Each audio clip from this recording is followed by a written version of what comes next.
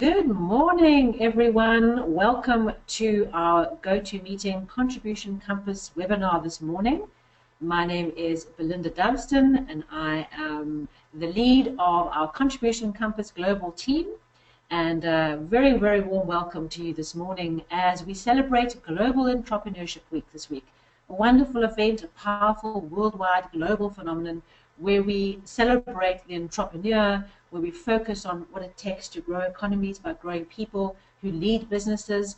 And I really welcome you to our session today and thank you for making the commitment to be here with us and to share with your own growth as an entrepreneur, your own growth as a leader in the market, and how important you are as a champion of the growth of business. So I trust that you will thoroughly enjoy our session together and that there'll be something that leaves with you, some insight, some takeaway that you can take back into your businesses, back into your vision of the world to come for your business and for your life. So let's get going this morning.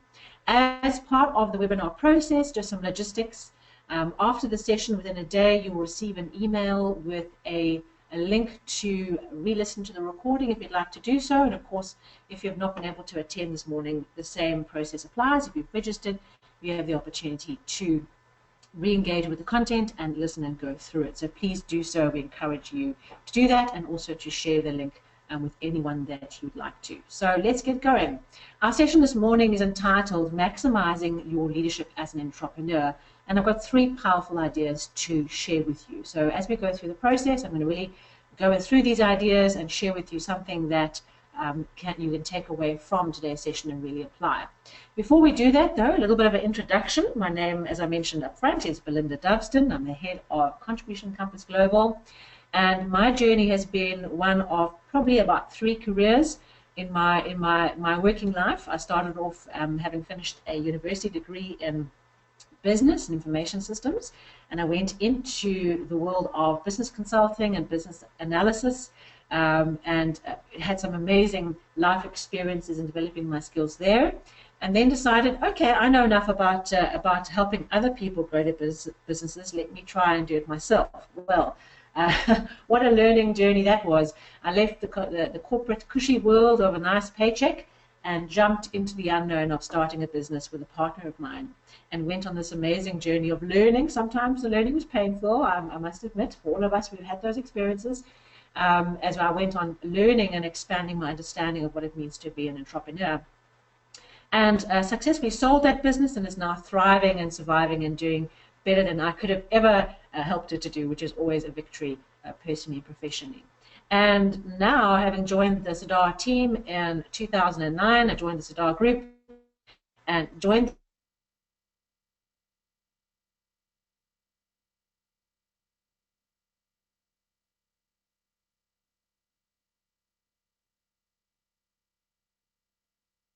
and something I'm incredibly passionate about. So that's my journey. I bring to you the corporate experience, I bring to you the Sadar group experience, the Compass, as well as my experiences of being an entrepreneur and the difficulties on the front line that we have to face in that journey. All right, so let's get into the topic this morning. So maximizing your leadership as an entrepreneur. There's a couple of key concepts and as I mentioned, 3 powerful ideas that we're going to touch on as we go through the process. And what I wanted to do was start our session together with a story. And this story should be on your screen shortly. This is the story of a stream of scientific research into the world of spiders. So what you're seeing in front of your screen, or what you're seeing, is an experiment and photographs taken of what happens when spiders are fed different types of semi and quite addictive substances.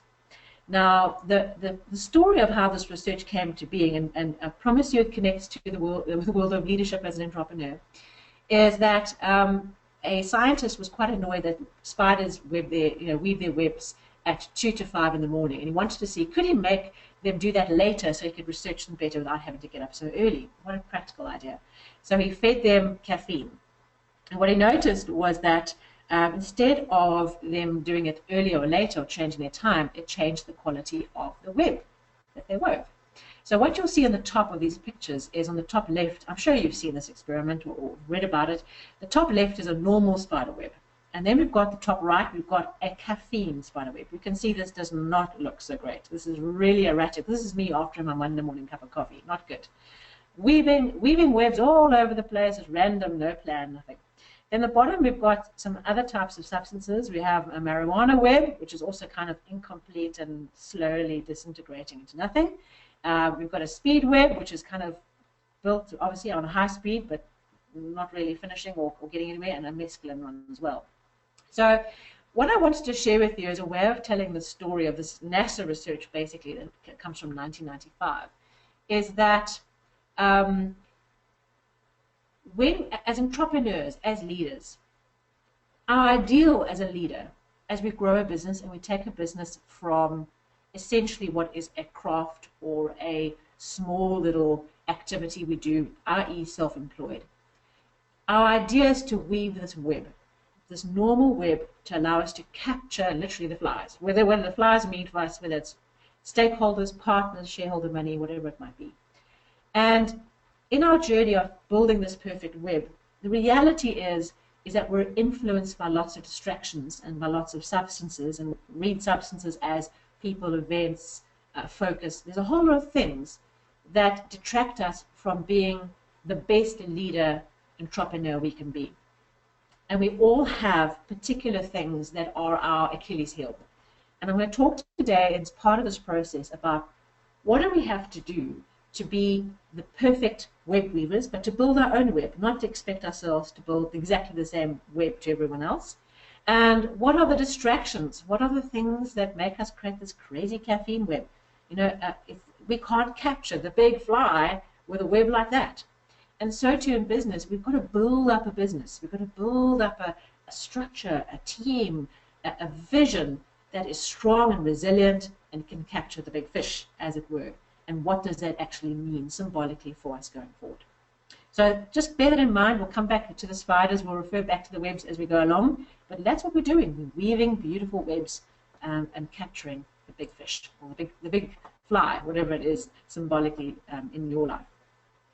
Now, there are a number of challenges that we face as entrepreneurs, and one of those is that it's very easy to become like, you know, this message in a bottle, to be tossed around in the waves of economic uncertainty, of, you know, Trump versus Clinton, of, you know, our local domestic political changes.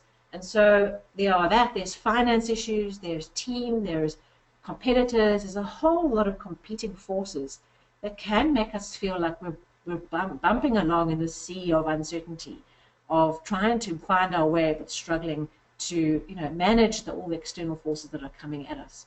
And of course, what does a ship do? You'll hear us talk a lot in the Contribution Compass about this idea of navigating across the seas of uncertainty.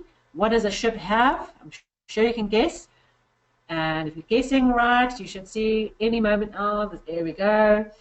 You guessed right, we need an anchor. We need something to ground our idea, to bring what we're trying to do. Instead of bobbing on the surface and living at the surface level, is to take our idea, take our vision, and really anchor that in deep into what we're here to do.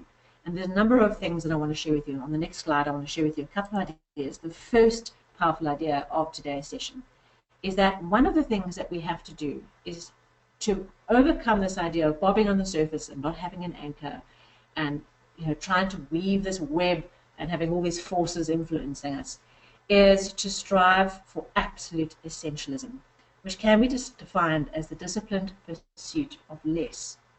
Now, there's a book entitled Essentialism that this idea comes from, and it's written by a gentleman called Greg McCown.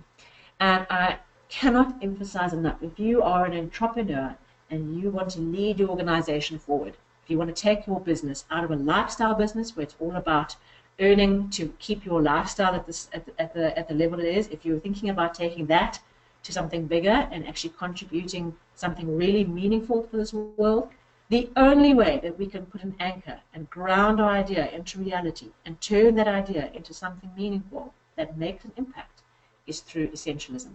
You can disagree with me, pop a note in the question box if you think I'm, you know, lost the plot completely. My web is a caffeine web. But my experience is that when we are absolutely focused on what it is that's most important to us, our ability to attract the right people to help us, the ability for us to get stuff done is absolutely switched on and accelerated in an exponential format. The idea that we can multitask, that we have the ability to do a whole lot of things at once, is a scientific unreality. It is fake news. The new news, the true news, is that we have to be absolutely focused. And this can be, for some of us, be absolutely impossible to achieve. So my first challenge to you today is, as an entrepreneur, as a member of this call this morning, think about, as your journey as a leader, are you absolutely focused on the core essence of what you are here to do? That takes a number of formats. One is, do you have a crystal clear vision of what it is that you're actually trying to achieve? You know, you hear a lot in the strategy books and all the training courses about having a strategy, and that's all good, but is there a crystal clear vision that is something meaningful and important to not just you, but to the world at large? I know that's a big ask. I know that it can take many, many years of refining and work to get that vision clear, and sometimes that's the journey. Some people wake up with a clear vision, it's absolutely crystal clear idea. Some of us, we have to work at it and whittle it down until we really get to the essence. But if we are focused on this idea of essentialism, of doing less, of putting down all the noise and all the things that we think are important and focusing on what's absolutely important, we can literally unlock that door. We can literally put that anchor in and take that anchor up when we need to fly and put it down and ground the idea that we're trying to create. Please, I really encourage you, I cannot emphasize it enough, how important it is to go and read that book. It covers a whole lot of things, such as, if you're going to be an entrepreneur, if you're going to create meaningful a difference in this world, get some sleep. You know, these are things that really look to taking care of you as an entrepreneur, as a leader. You know, not overdoing it, being paced, being focused, choosing one idea, doing one idea really well, saying no to all the noise, you know, saying no to the substance that's going to impact your web, staying absolutely focused on what's really important. So that's my first powerful idea, is think about, reflect on you as an entrepreneur, as a leader. To what extent have you created a process, a structure around your life that supports you to be absolutely focused on what's really important, to be essential and to be an expert at essentialism? So the next part of that thought process is, says, right, we need to be focused on essentialism and have a clear vision and be on a quest for something meaningful. But what we also have to do is, the next part of the journey is understanding that we all have value and understanding what our value is. So you'll see in this picture a beautiful, faceted, brilliant cut diamond. And it's a wonderful analogy of us as human beings, that we go through this journey of being put under a massive amount of pressure as this kind of raw coal, of being put under this massive pressure and being developed through the stress and being developed through the challenges. If we avoid challenges in life, we just stay coal. We don't become the diamond. We have to experience new ways of learning how to deal with pressure. How do we respond under pressure? Who are we when we deal with pressure? And so that's what life is about. It's about putting ourselves and throwing ourselves into the pressure and allowing the coal to transform into the diamond. But each of us is a different diamond. Not all of us are a brilliant cut. Some are radiant cuts, some are princess diamonds, some are those beautiful protea diamonds. There's lots of different types of diamond facets and shapes, and none of them are wrong or right. But if we can, as leaders, is understand what is our unique shape, what is our real value that's hidden behind the diamond in the rough, and what is it that we have to do to facet that and work at it and put more pressure on that diamond. I'm not saying being crazy, I'm saying accepting that this life of pressure and stress is part of our journey of actually becoming diamonds. And so what is your shape? What is your unique value that you contribute to your business and to the team around you? And do you have expectations that you are the next Steve Jobs when you aren't the next Steve Jobs? You know, are you maybe a Larry Page or a Richard Branson in the making? You don't have to be a Steve Jobs. You can be your absolute perfect diamond in your own way. As someone once said to me at a presentation, she came to me afterwards and she said, "You've just given me permission to be a little bit crazy in my own special way. And I said, that's exactly it. Be your own crazy in whatever shape of diamond you become, whatever color diamond. It doesn't have to be white, it can be pink, it can be blue. You know, just think about what is it that you are here to do and what is the value you create. So part of our development as leaders and entrepreneurs is not just focusing on that essentialism idea of being absolutely focused on what it is that we're here to do and saying no to the noise, but also being absolutely clear on who we are and what is our value that we contribute as an entrepreneur. You know, what is that special characteristic that we have that someone else can't contribute, and how do we then maximize what that contribution is all about?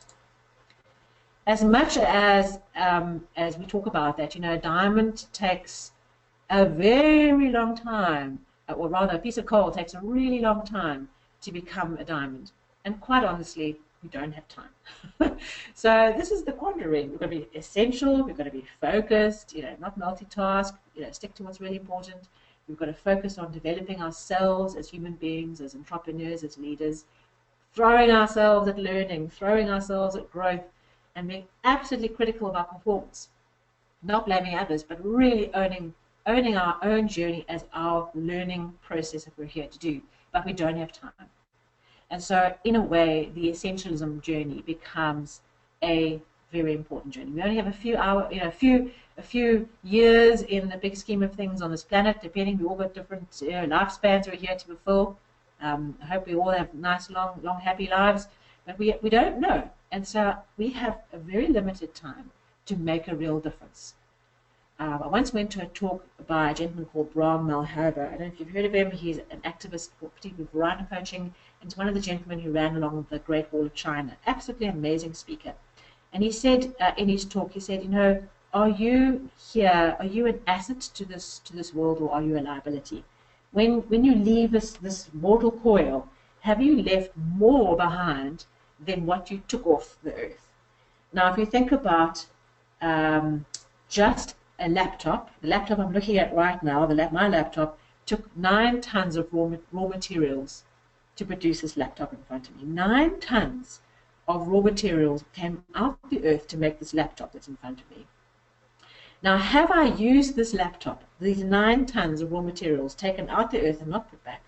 Have I created more value on this earth than the 9 tons I took out the ground? And so when we think about this idea of running out of time, that's the feeling I want to create for us, that actually we have a little bit of time here. How do we put back more than what we consumed? How do we contribute more in terms of our world, people around us, our families, our happiness? What are the things that we're putting back that we've taken out? And it's about thinking about how do we really prioritize what we're here to do, bearing in mind that time waits for nobody, and we're here to do something with every moment of time. Every moment is precious. How do we translate that into value and contribution? So after that big speech around contribution, you know, really it's about focusing on the step-by-step stepping stones. We don't have to get to the end point on day one. And if we try to have that expectation of ourselves, there's 2 things that are going to happen, maybe both happen. One is our health goes down the tubes, because we're so stressed and we aren't able to manage our own energy and focus, or the relationships or our significant other disappears from our life because we're not able to hold on to them. So this is really about, as leaders, as entrepreneurs, being absolutely focused on looking after ourselves and maximizing our contribution through step-by-step approach of taking every step along the way to get to that vision that we were here to create. So therefore, my point is, the second powerful idea, building upon the first idea of essentialism, is that we need to discover and maximize our zone of flow. We don't have time. We all have gifts. We all are diamonds. Some in the rough, some on their way. We're all diamonds. We're all different shaped diamonds. So what we have to do is be absolutely focused, essential, on what is our zone of flow. And part of the challenge of being an entrepreneur, particularly with a startup enterprise, and there's a variety of different types of enterprise sizes joining us on the call this morning, is being absolutely focused on being in our zone of flow. And the zone of flow is that moment when you look back over the last couple of hours of doing something, and you don't even notice time has gone by. It seems like it's vaporized. And you felt like you've done something meaningful with that time. And you felt happy, and you felt like creatively, like you're in a process where everything you need is being drawn to you at the right time. We can't be in that zone of flow all the time. I mean, it'd be wonderful, but it's about aspiring to being in that zone of flow. And in order to do that, we have to make decisions around what we pay attention to. As an entrepreneur, a startup business, I mentioned, we have to do a lot of different things. You know, we're the sales people, we're the finance people, we're the team person. You know, there's a lot of different things that we have to do, and that's part of the process. The difference is how quickly and how focused are we in understanding our zone of flow and mobilizing the people around us to be in their zone of flow and to accelerate the growth of the company that you lead. That's the difference, not that you have to do the T at the same time as strategy. Okay, so how do we do that? Well, what I'd like to do is share with you a little bit this morning around the contribution compass and how the thinking around this can support you to find your zone of flow. And to do that, I'd like to talk first about harnessing natural energy. So in our view, in order to maximize your contribution and to be in your zone of flow, you need to understand what is your natural energy. So natural energy is your absolute natural ability to be the best that you can be. When you are in your zone of flow, what does that look like to you? What are you doing when you're in your natural energy? And what tends to happen is we think that we have to be the master of everything. And, you know, we have to be technical, and we have to be people-oriented, and we have to be strategic. And actually, we tend to all have something that is particular, you know, our particular shaped diamond, something we're particularly good at. Under pressure, this is what happens. Remember, the diamond's under pressure. Under pressure, we will always revert to our natural energy, despite our learned behavior.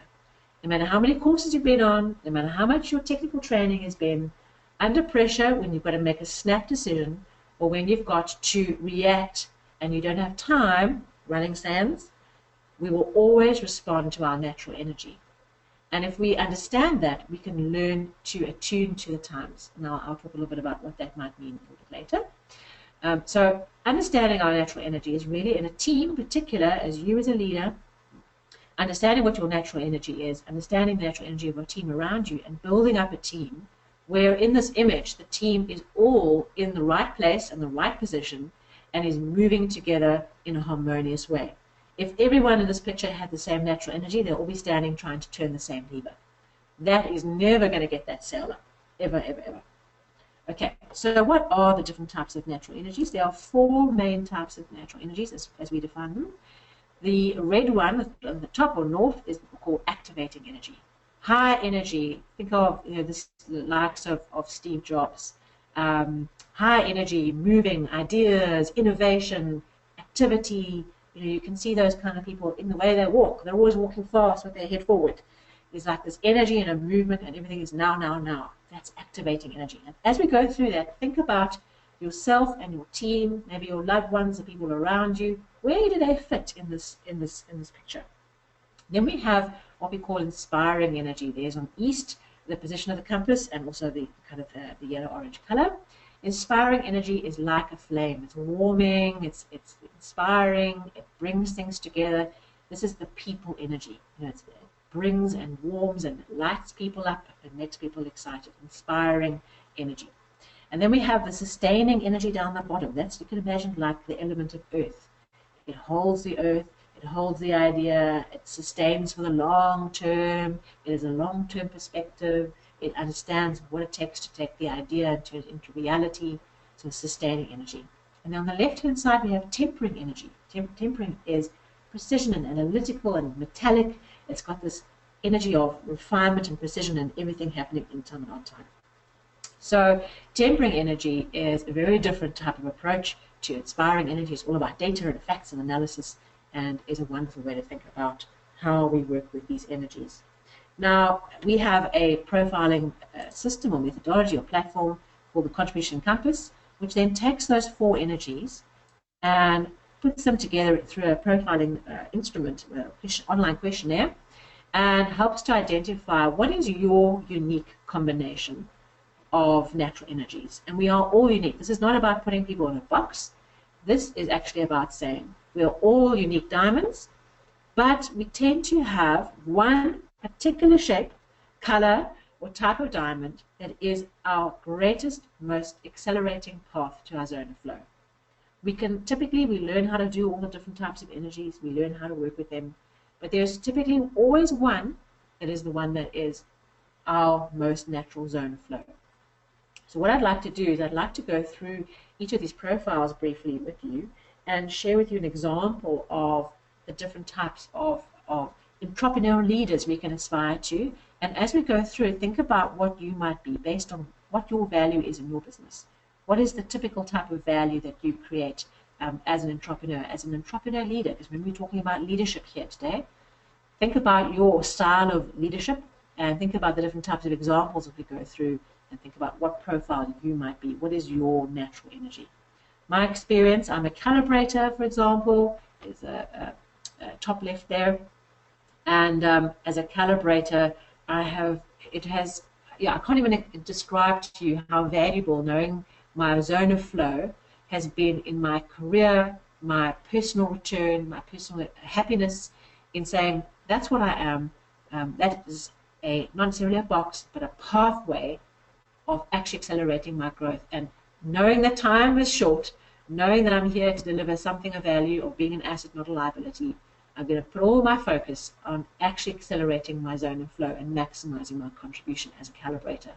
And so each one of us, this is one way that we can, as leaders, do that within our companies that we lead. Okay, so let's go through these 8 profiles.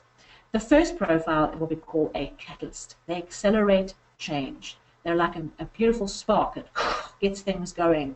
They tend to accelerate things. They are incite change. They get things moving. They have a massive amount of energy. They also change their minds quite quickly and not necessarily even aware that they're people issues. All they're focused on is the product and about being innovative and about doing something new. So as a leader, if you are a catalyst, where you maximize your value, your contribution to your company is to innovate, is to prove the concept and then hand it over.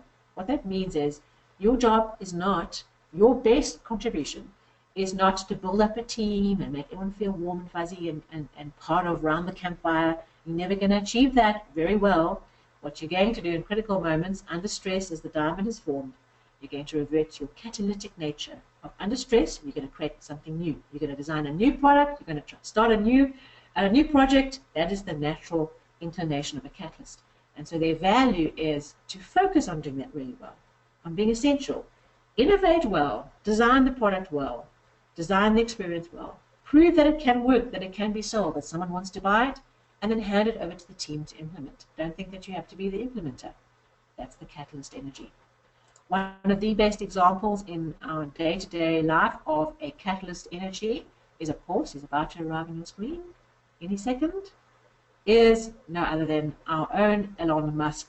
You know, as South Africans, and for those of you who are not South Africans on the call, even though he hasn't lived here for a very, very long time, you know, he's ours. We've got him. So Elon Musk, he is really a wonderful example of a catalyst. He changes the world. He's got this amazing, innovative mind where he wants to build satellites on asteroids because it uses less raw materials. Like, it's crazy. But he's able to, through a team, turn his crazy ideas into things that really make a difference. I can't wait for my Tesla power pack to go on my wall, or my tiled roof that's a whole set of solar panels. You know, that's real contribution.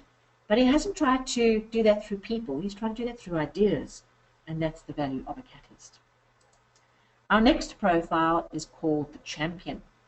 And you'll shortly have it on your screens. There we go. A champion, their contribution to the world is their blaze a trail. Literally, as you see this champion runner running on the screen, as he takes this idea symbolized by the flame, takes the idea and tells everybody about it, and everyone must listen to this beautiful torch, this idea that he or she wants to bring to the world. If you are a champion, as an entrepreneur leader, one of the greatest ways that you can unlock value and become that diamond is to understand that your job is to deepen the cause that you're fighting for, striving for, to clarify the brand or the message that they must go to the market, and to go forth and spread the word. If you are a champion entrepreneur and champion leader, the best thing you can do is to be responsible for the brand and for that message that goes out to the market. Now, a champion is not necessarily very good of operational processes. It's the opposite. Operational processes and risk management and planning, that's on the opposite end of their spectrum. So what you have to do is build up a team around you that helps you to do that, but it's to be the best diamond you can be of going forth and blazing that trail, of going and taking a really, really good, clear course, not just a product, which a catalyst would tend to worry about, a really important cause that you believe in, clarifying that cause and taking them to market. A great example, although an unusual example, of a champion profile entrepreneur is none other than Jamie Oliver. I have a huge respect for this man. He's really grown from the days as a young, barely shaved youth coming out into the market with this kind of weird approach to food. He's a great example of a very gentle champion, I would imagine, where he now is a champion for the cause of sustainable produce, of good quality nutrition in schools.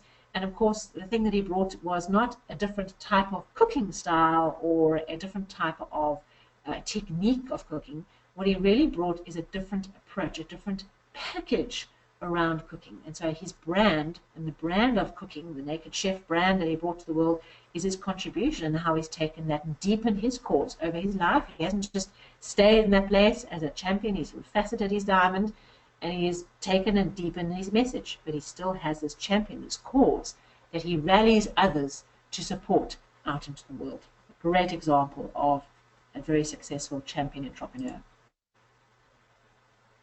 Our next profile, around the profiles, there are 8 in total, is what we call the coach. So the coach, you can't see the coach in this picture, but they're right in the middle of the team. They've got the whistle, and they're rallying the team together to perform. There's a game plan, there's a strategy. They might not have set the strategy, but the coach is there to make sure the team delivers on the plan. And so the coach's role is all about people, connecting and building and igniting the greatness in others. If you are a coach, entrepreneur, leader, your style of delivering your value in this world is totally different to a catalyst.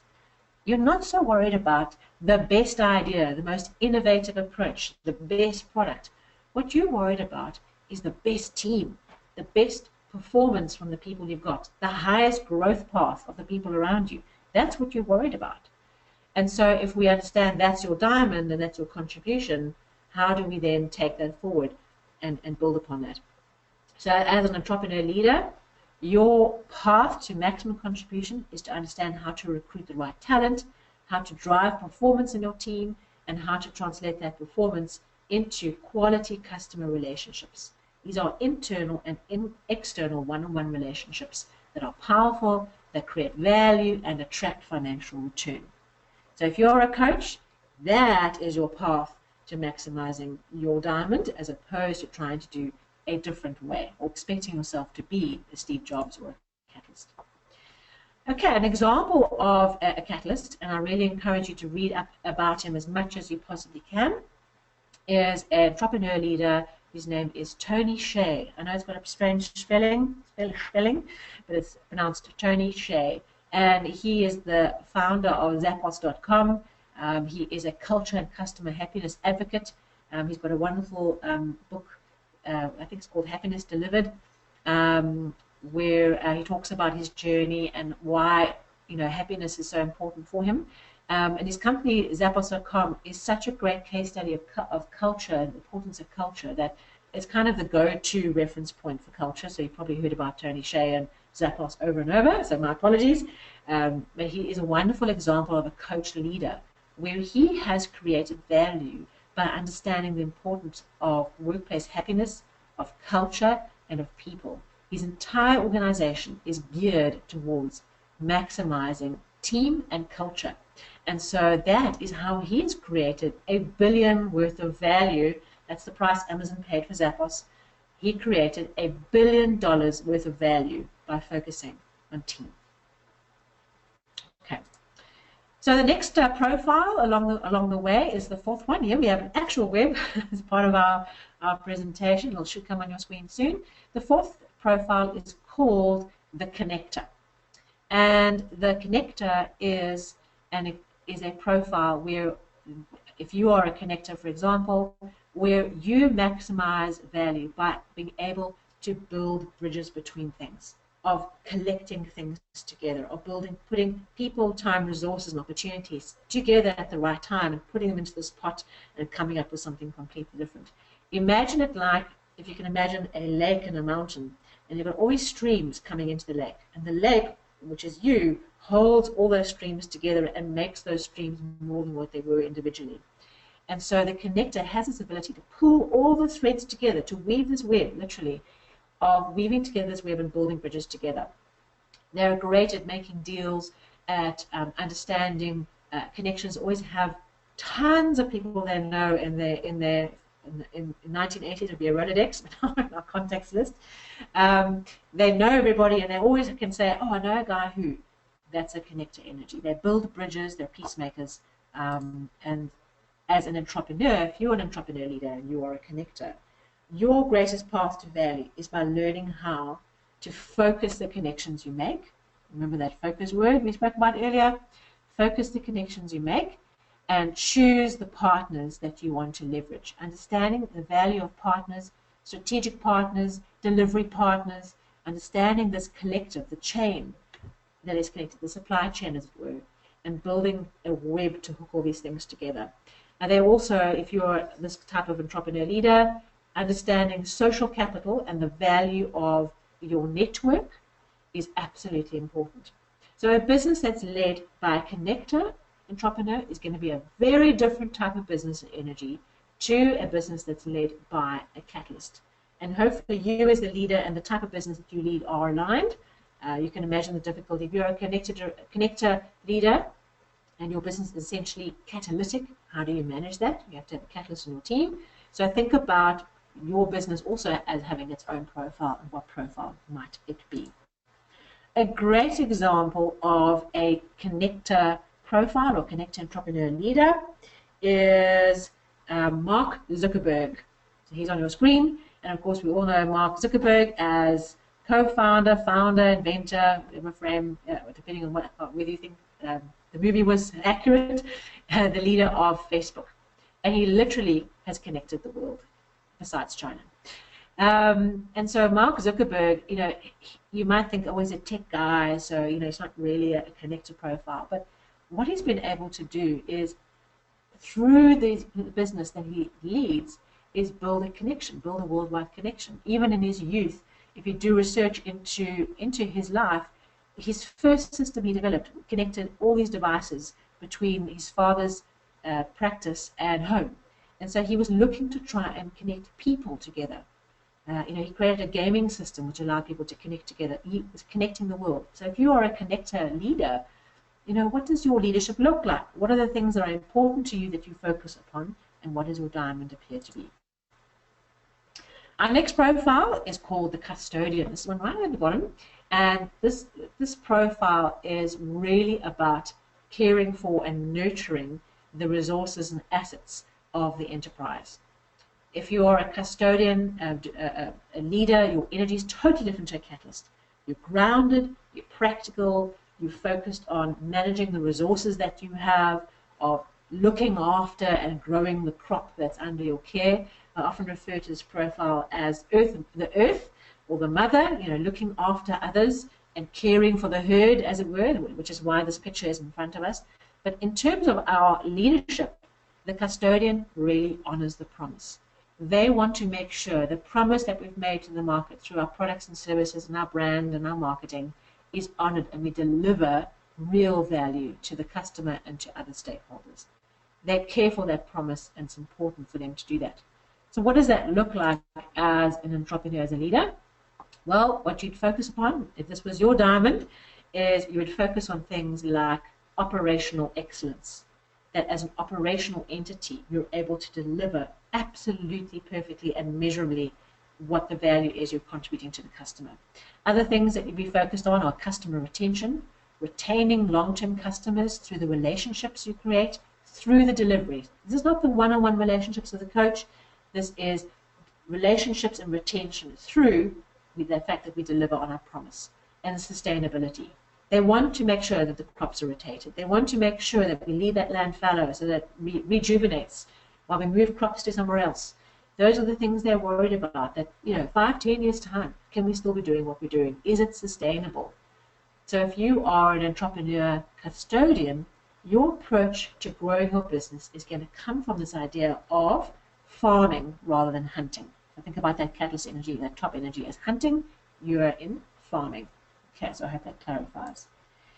As an example of a custodian leader, in my opinion, a really powerful example is Sheryl Sandberg. If you haven't heard of her, that's another example of the custodian energy. You're quite happy to be in the background. She has been a key part of Google's success as the Chief Operational Officer.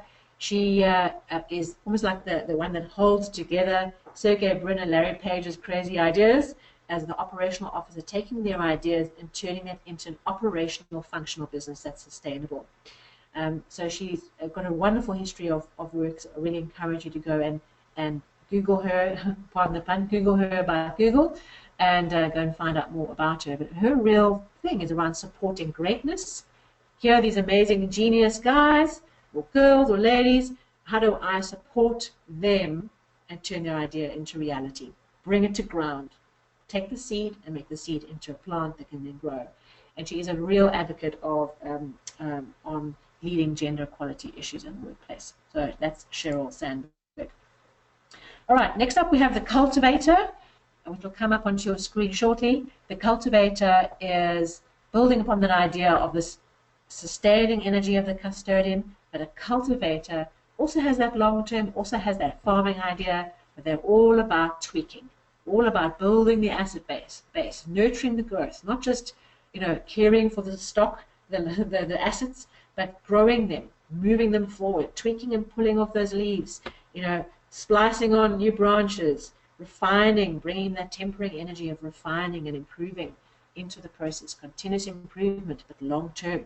So if you are a cultivator and leader and a cultivator entrepreneur, you're going to lead a business that's focused around a long-term view, long-term planning, complex projects which require complex project plans, and asset accumulation. So what does that mean? A cultivator, as a leader, you will grow your business probably much slower than some of the other profiles will, because it's very grounded and sure.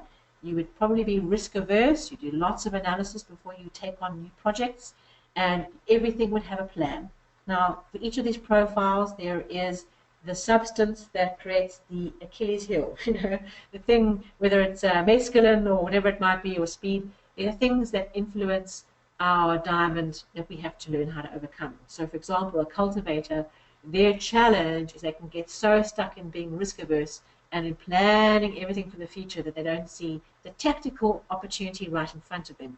So if you are a cultivator leader and you had a catalyst sitting next to you in your team, you can imagine that person would pick up the idea and come and bring those things to you. So that's why it's so important to build a team, because there'll be things that we miss because we have particular natural energy.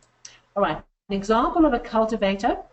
I'm sure you've all read the series of books called Rich Dad, Poor Dad, written by Robert Kiyosaki. I've been very blessed to hear him speak. He's a really amazing speaker, an amazing story. And if you look at his life history, where he's done really, really well is where he's collected lots of little small deals and lots of houses. Where he's not done well is where he tried to launch ideas like the Surfer Velcro wallet watch, which bombed. So here's an example of a cultivator where he's finally, even in later years, after many failed projects, come to realize that he needs to gather assets over the long term. Put a new house in, there generates income. Put a new house in, there generates income. If you're a cultivator, entrepreneur, a leader, you will find that your business is typically focused on creating value through long-term acquisition and creating income generation through assets that you build up over time. So quite interesting. I'd love to get some feedback from you, and I'll share with you how to do that a little bit later.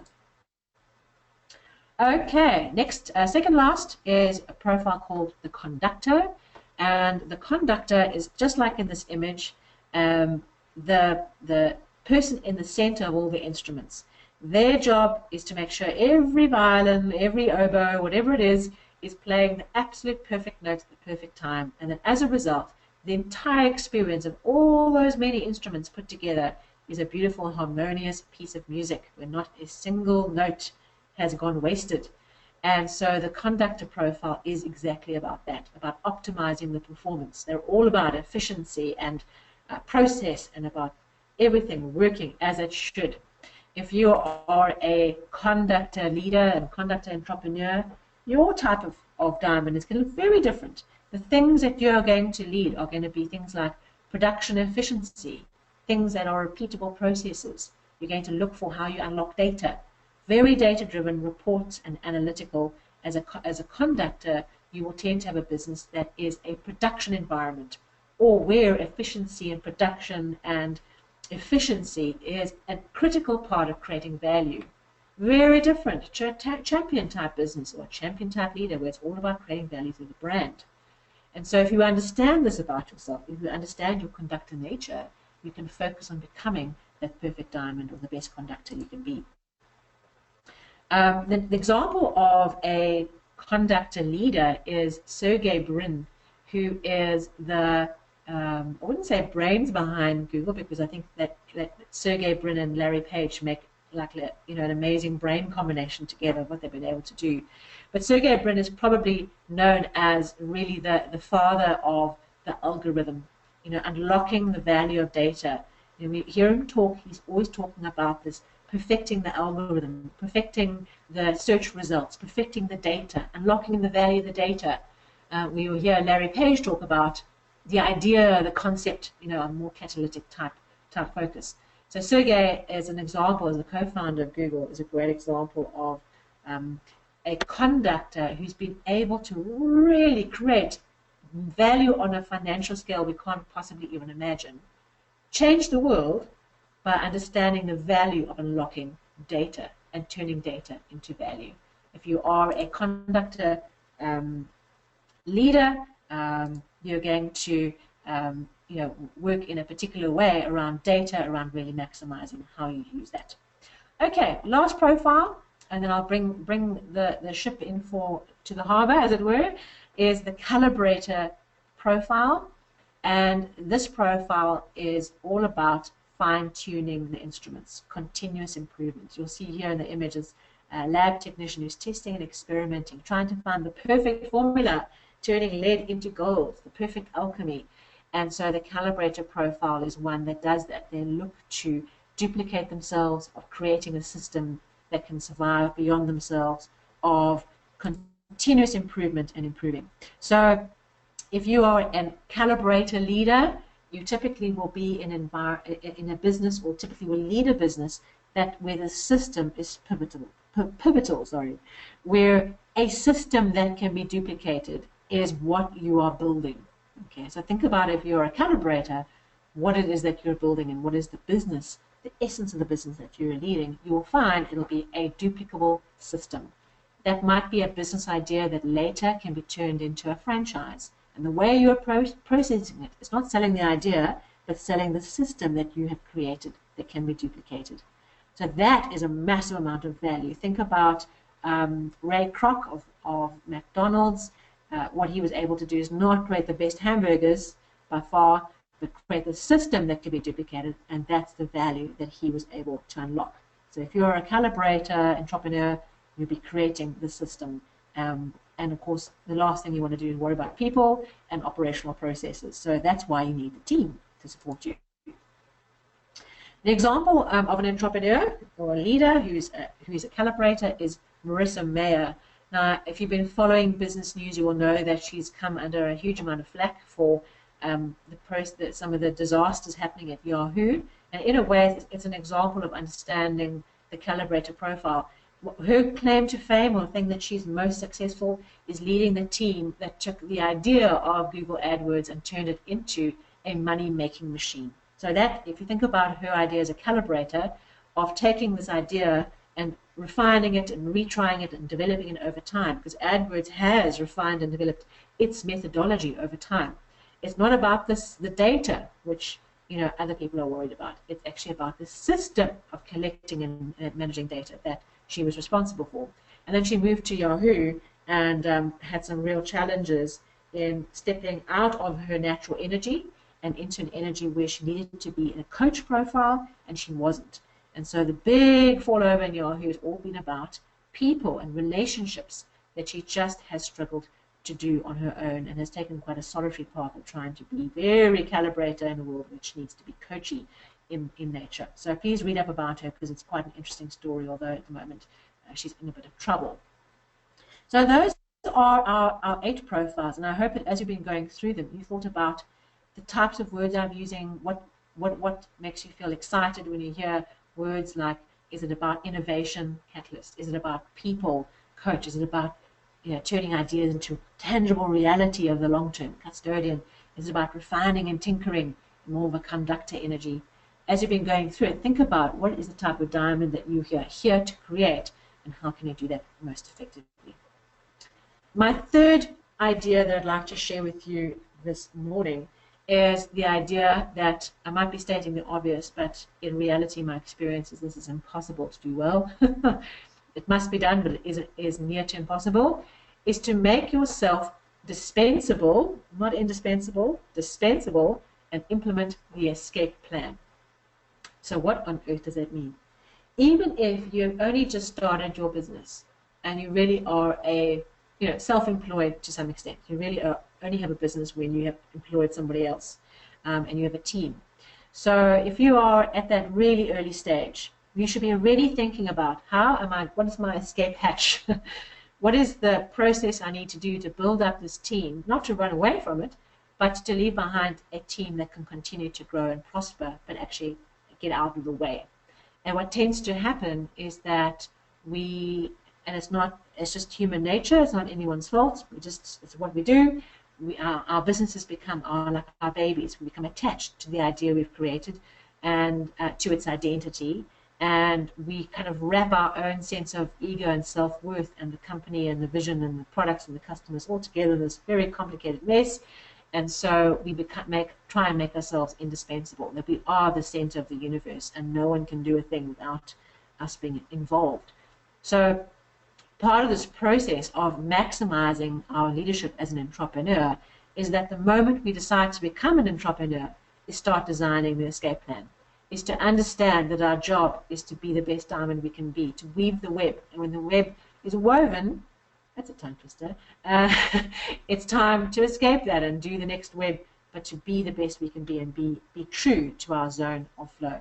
And of course, the only way that we can do that is to really develop our ability and our competency in building an effective team around us. I've got on the screen for you a number of different methodologies we employ to do that using the contribution compass. Of course, it's great to have a profiling tool that you can do, and you get a result at the end of a questionnaire. But what's really important is what you do with it. You can have a profile and know your profile, but whoop-de-doo, it's how you turn that into a result that's important. How you maximize your contribution is really important. So we approach building a team using profiling as a particular methodology, but what's really important is that we understand the only way we can go from self-employed to having a business that will be an asset to this world, not a liability, a contribution to this world, something meaningful, is by building an effective team. And that means understanding how to build up a team, how to add the right profiles or zones of flow to support you to be the best that you can be, instead of adding a whole lot of yourselves. We have one client where I'm doing an assessment on their business, and all they've done is continuously to add exactly the duplicate profile to their business. So they have this very imbalanced way of approaching the world, because they've got this kind of extreme energy in one particular area. So how do you build up a business? How do you start up a new project or a new team in flow, so everyone's in flow and you mobilize everyone well? How do we recruit? So that's in the top right. How do we align the profiles that we bring into our business to the right positions to make sure that we've got the right place? If you are needing a detailed analysis type accountant, you don't want to put a champion accountant in there. You want a conductor accountant. So have we thought that through? Have we been clear around the role that you're recruiting and build up the team in a very conscious and purposeful manner? The third element is balancing the team. So, for example, some of the work I do is putting together reports and assessing boards. And very often what you look at is you see there's an imbalance in the board. There's one particular energy that's really high. And what you have to do in order for the team to be mobilized and to truly give a holistic perspective and a balanced perspective is to put that right energy in to bring that balance. So when they recruit the next director, what is that director's energy? And we're only looking for a cultivator, that's it. So it's thinking about bringing that balance to the team, to mobilize the value of the team, to make sure everyone's in their zone of flow.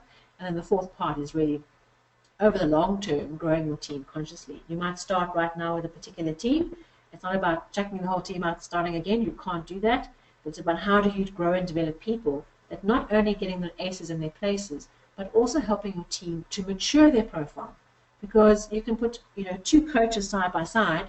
One has really learned the value of mobilizing a team to be excited to work, but also being held accountable that if they don't perform, there are consequences. That's a mature coach. On the other side, an immature coach just loves everybody and doesn't want to, hurt anyone's feelings. So we don't. We get a team that doesn't perform. So in your team, you might have a particular energy, a cultivator. How do you make sure that cultivator is the diamond and not the coal? And so the process is about growing them appropriately as well. All right, so to recap, there are three key ideas or three important things that I've shared with you this morning. One is to strive for essentialism, which is the disciplined pursuit of less in the quest for, and the ... is whatever your vision is, what is your meaningful purpose you're here to achieve. Number two is discover and maximize your zone of flow. What is the diamond you're here to create? What is the value you're here to create? And how do you create those stepping stones to maximize every drop of time that you have, that we invest time and not spend it? And third, that we make ourselves dispensable and implement the escape plan the moment we decide to become an entrepreneur. Now, there's a number of ways you can take action flowing out from today. One is to come and contact us about getting your contribution compass profiler done, and there are a number of different ways you can do that with us. So contact us if you'd like to find out more about the profiler and about profiling your team.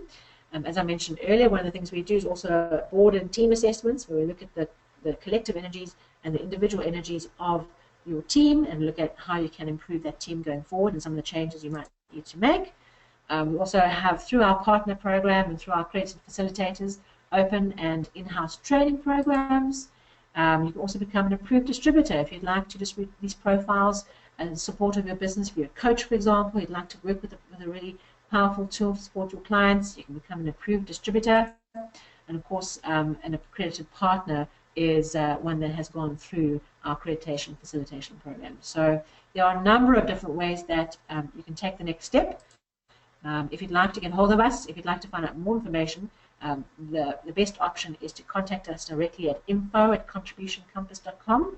And I'd also encourage you to go and check out our website and go and have a look at us and follow us on the different platforms. We're on LinkedIn, we're on Twitter, we have a YouTube channel you can subscribe to get the latest videos. And we, of course, have a Facebook page, and we're also on SoundCloud. So lots of different ways and lots of different mechanisms that you can contact us on. We literally have another couple of minutes, and I've been ranting on about something I feel very passionate about building companies and building economies through entrepreneurs and through leaders. If there are any questions that anyone has, I encourage you to click on the question box. We'll have to move it. If you've got a question, click on the box, come on, jump on board. Type in your question if you've got a question for me this morning, or alternative, if you'd like to, you can click on the little hand icon, which will let me know that you'd like to comment on something specific, and I can unmute you and put you live. So anything from anybody this morning, any questions or any comments, you're more than welcome to go for it.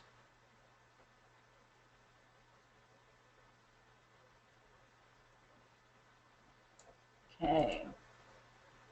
Oh, one comment. Insightful talk. Thanks, Belinda. Thank you so much, Michael. Okay, guys. Thank you so much for your time and attention. I hope that you enjoy the rest of Global Entrepreneurship Week. There's a lot going on in the agenda. I encourage you to go and follow I think it's GEN, @GEN something, which is the Twitter handle for the South African GEW conference. Go and follow what's happening. There's all kinds of amazing things and inventions and discussions and mini Shark Tank type presentations. So go and follow the story and go and listen to what's left for the last couple of days and really work out how it is that you can grow yourself as an entrepreneur. Okay, great. And Eloise, thank you for your question. I'm going to contact you directly around that. Okay. All right. Thank you, everyone. Thanks for the sharing, and look forward to chatting to you all again soon. Cheers. Bye-bye.